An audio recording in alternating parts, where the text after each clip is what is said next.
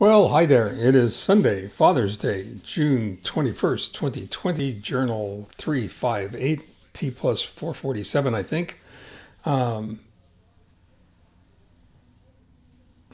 Again, happy Father's Day. Uh,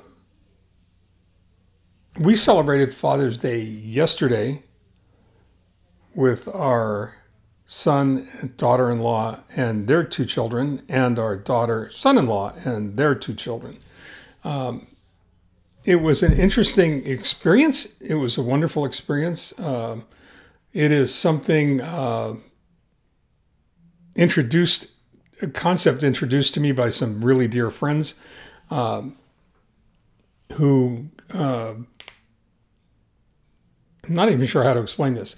Claudine is French Canadian, and Arthur and Claudine lived in Canada for many years, and they introduced us to this idea of a bubble, which is kind of a Canadian idea, and it really is it makes a lot of sense, like so many other things that are from Canada, in many ways. And that is that you know that in your small little microcosm of the world, you are being diligent, you're being prudent, you're taking care of your healthcare concerns by watching yourself very, very carefully, and by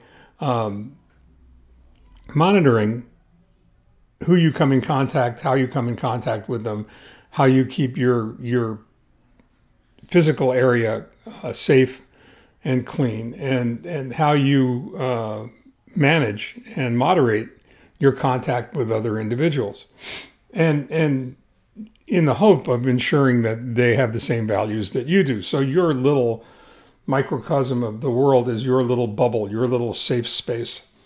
And what they've done up north is they've said, well, if there's somebody else that you know that's equally as diligent, equally as careful about taking care of themselves and their health care, and monitoring who they're with and what they do and how they do it, then perhaps the thing that makes the most sense,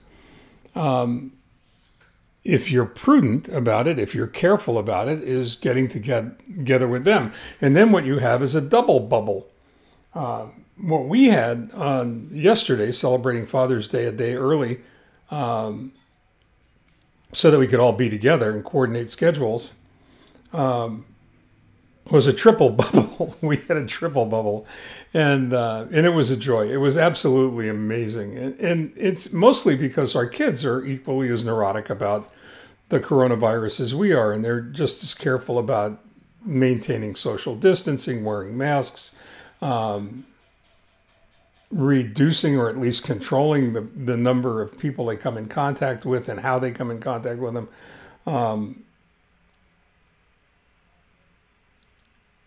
And by them being as careful as they are, and with me having no choice but to be that careful because of the issues that I have with being immunocompromised, it made it a lot more comfortable for us to get together for what turned out to be a really delicious day, just a lovely day.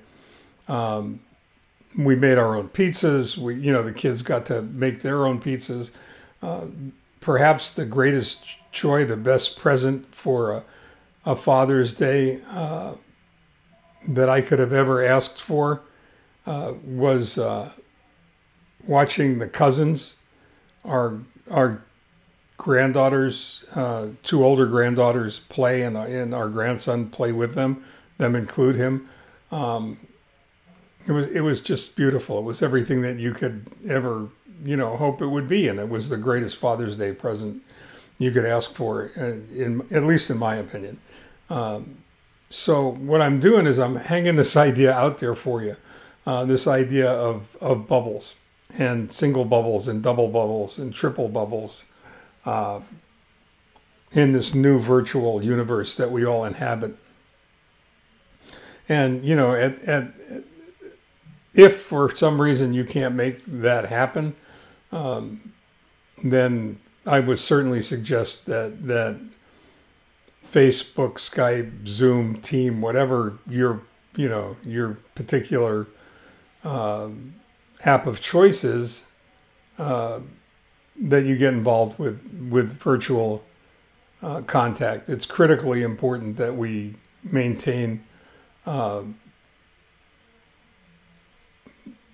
contact with each other, that we see each other, that we talk to each other, that we know we're not alone in all of this.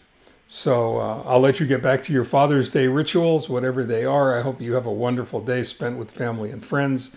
I hope that whatever you do, it makes your heart sing. I hope for you the joy that I experienced yesterday with our family.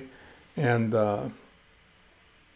in the meantime, stay well, stay safe, stay focused, stay home, take care.